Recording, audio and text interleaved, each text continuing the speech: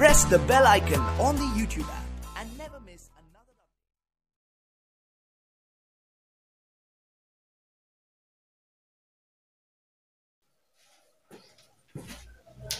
Hi everyone, welcome to our channel Buddha Academy 17. I am your friend CDC. How are you friends? I hope you will be fine. So let's come to the point. Today I will teach you integrative and negative sentence starting by helping verbs of future indefinite tense. तो आज मैं आप सभी को future indefinite tense की helping verb से शुरू होने वाले इंटीग्रेटिव एंड नेगेटिव सेंटेंस को पढ़ाऊंगा। तो दोस्तों हमारा फ्यूचर टेंस क्या होता है? फ्यूचर टेंस दोस्तों कार्य का होना है। जिस वाक्य में कार्य का होना या करना भविष्य काल में पाया जाता है उसे हम फ्यूचर टेंस कहते हैं। यह हमारे फ्यूचर की पहचान थी।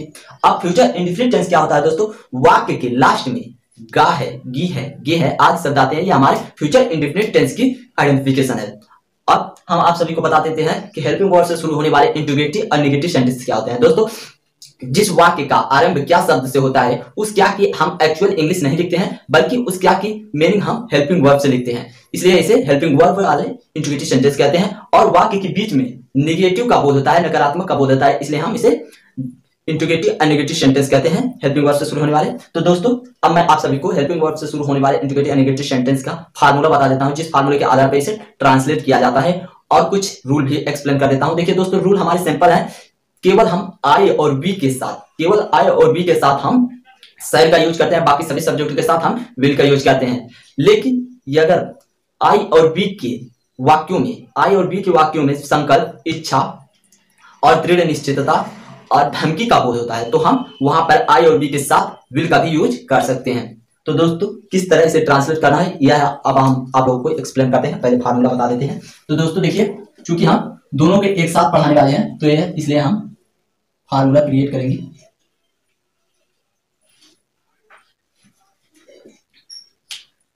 हमने बताया है हेल्पिंग वर्ब से शुरू होने वाले इंटीग्रेटिव एंड नेगेटिव सेंटेंस है तो हम हेल्पिंग वर्ब से ही स्टार्ट करेंगे फार्मूले को। तो देखिए किस तरह, पहले हम विल लिखते हैं, विल और शैल, विल और शैल प्लस सब्जेक्ट, सब्जेक्ट। तो दोस्तों अब हमने आपको यह भी बताया है कि इसी में हमारे नेगेटिव सेंटेंस भी आएगा, यानी कि हेल्पिंग वर्ब से स्टार्ट होने वाले इंटीग्रेटिव और नेगेटिव सेंटेंस दोनों को पढ़ाने वाले हैं। तो हम यहाँ नॉट लिख देते हैं, सब्जेक्ट के तुरंत बाद हम नॉट लिखते हैं। लेकिन अगर जिस वाक्य में नेगेटिव का बोध नहीं होगा तो हम नॉट का यूज बिल्कुल नहीं करेंगे दोस्तों। तो देखिए अब हम वर्ब का फर्स्ट फॉर्म लिखेंगे, वर्ब का फर्स्ट फॉर्म प्लस ऑब्जेक्ट, यह हमारा है ऑब्जेक्ट, प्लस अदर, प्लस चूंकि हमारा नेगेटिव इंटीग्रेटिव सेंटेंस है इसलिए हम क्वेश्चन मार्क का भी इस्तेमाल करेंगे। तो देखिए दोस्तों हमें किस तरह ट्रांसलेट करना है। हमें सब्जेक्ट के अनुसार विल और शैल का यूज करना है, इसमें से कोई एक का। उसके बाद हम सब्जेक्ट लिखेंगे। अगर हमारा नेगेटिव होगा, अगर हमारा नेगेटिव होगा तो ही हम नॉट का यूज करेंगे, नहीं तो हम नहीं करेंगे। उसके बाद हम वर्ब का फर्स्ट फॉर्म लगाएंगे, फिर ऑब्जेक्ट लगाएंगे, फिर अदर में जो भी कॉम्प्लीमेंट्री वर्ड आएंगे उसको लिखेंगे, फिर हम क्वेश्चन मार्क लगा देंगे और हमारा सेंटेंस पूरी तरह से कंप्लीट हो जाएगा दोस्तों। तो अब हम कुछ एग्जांपल के थ्रू आप लोगों को बताते हैं कि किस तरह इसे ट्रांसलेट करना है। तो देखिए किस तरह ट्रांसलेट करना है इसको। पहले हम एग्जांपल लेते हैं कुछ।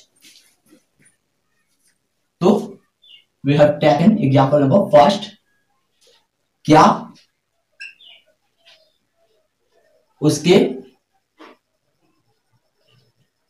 पिता, क्या उसके पिता आगरा जाएंगे।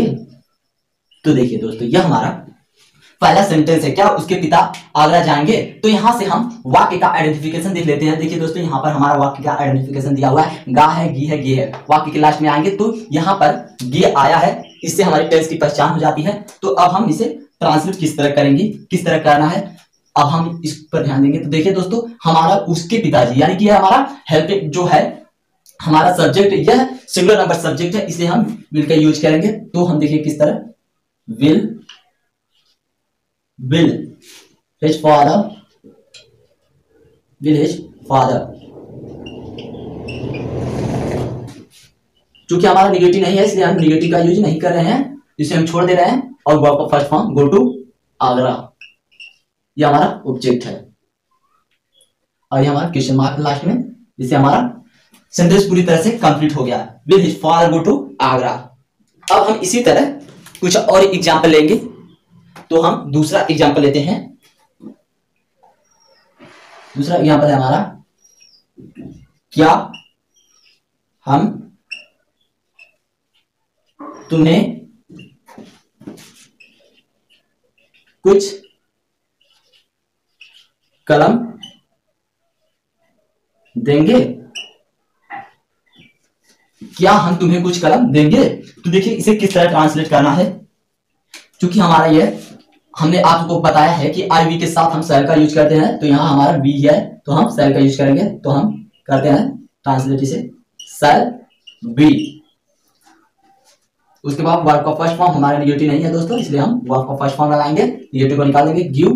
उसके बाद ऑब्जेक्ट, गिव यू कुछ पेन, यानी कि सम पेन्स, सम पेन्स। और हमारा दूसरा एग्जाम्पल पूरी तरह से कंप्लीट हो गया है।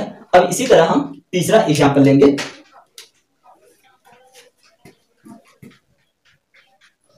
तो तीसरा एग्जाम्पल, क्या तुम्हारे भाई कल आएंगे? क्या तुम्हारे भाई कल आएंगे? तो इसे हम किस तरह ट्रांसलेट करेंगे ये देखते हैं हम। तो देखिए ये हमारा तुम्हारे भाई, तो इस हमने कहा है बाकी सभी आई और बी को छोड़कर बाकी सभी सब्जेक्ट के साथ हम विल का यूज करते हैं, तो हम यहां भी विल का यूज करेंगे। तो देखिए किस तरह, will your brother, will your brother. फिर वर्ब का फर्स्ट फॉर्म, चूंकि हमारा निगेटिव नहीं है दोस्तों, ध्यान देना है, निगेटिव नहीं लगाना है जब तक हमारे वाक्य में नकारात्मक का बोध नहीं होगा। Come, will your brother come tomorrow. Future tense में दोस्तों हम कल के लिए ऑलवेज टुमारो यूज करते हैं। तो ये हमारा तीसरा एग्जाम्पल था जो पूरी तरह से कंप्लीट हो गया। अब हम चौथा एग्जाम्पल लेंगे। तो चौथा एग्जाम्पल देखिए दोस्तों हमारा क्या है,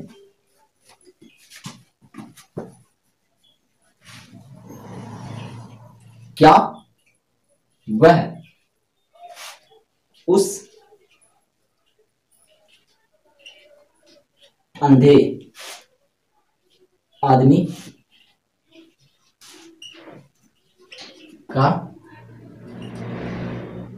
की मदद करेगा? तो ये हमारा चौथा एग्जाम्पल है, क्या वह उस अंधे आदमी की मदद करेगा? तो इसे हम किस तरह ट्रांसलेट करेंगे, यह हमारा ही है तो हम यहाँ विल का यूज करेंगे। तो यह हो गया हमारा विल, विल। फिर वह के लिए हम ही लगाएंगे, विल ही। वर्ब का फर्स्ट फॉर्म, अब हम सब्जेक्ट के बाद नॉट हमारा नेगेटिव नहीं है, इसलिए हम वर्ब का first form help, will he help. उसके बाद हम जब यहां तक लिख देंगे उसके बाद हम फिर उस अंधे आदमी की, will he help that. That का यूज हम क्यों कर रहे हैं दोस्तों, जब हम कहीं पर इशारा करते हुए बताते हैं कि उस आदमी को, तो हम दैट का यूज करते हैं। That blind, blind man, will he help that blind man. ये हमारा चौथा एग्जाम्पल भी पूरी तरह से कंप्लीट हो गया दोस्तों। अब हम ले चलते हैं आप लोगों को निगेटिव की दुनिया में। तो हम इंट्रोगेटिव और नेगेटिव को एक साथ किस तरह ट्रांसलेट करने लेंगे, यह मैं आप सभी को बताता हूं कुछ एग्जाम्पल के थ्रू। देखिए किस तरह, पहले हम इसे इरेज कर देते हैं। तो दोस्तों अब हम आपको निगेटिव की दुनिया में ले जाते हैं। तो देखिए यह हमारा, क्या हम कल विद्यालय नहीं जाएंगे, यह हमारा फ्यूचर इंडेफिनिट टेंस का हेल्पिंग वर्ब से शुरू होने वाले इंट्रोगेटिव और नेगेटिव सेंटेंस दोनों एक साथ हैं।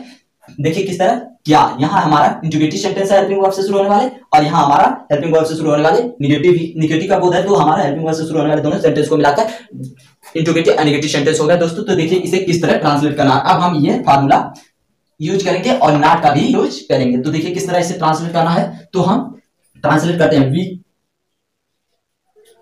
सॉरी फ्रेंड्स, पहले हम हेल्पिंग वर्ब लिखेंगे। तो हम वी के साथ शैल का यूज करते हैं, यह आप लोग जानते हैं पहले से ही, शैल बी। उसके बाद विद्यालय नहीं जाएंगे, शैल बी।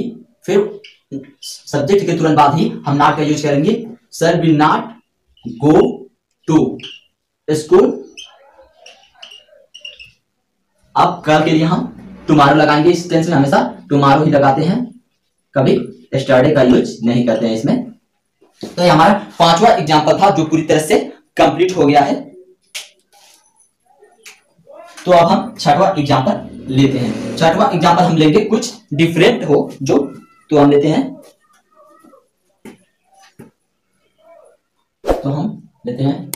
क्या हम यह कार्य निश्चित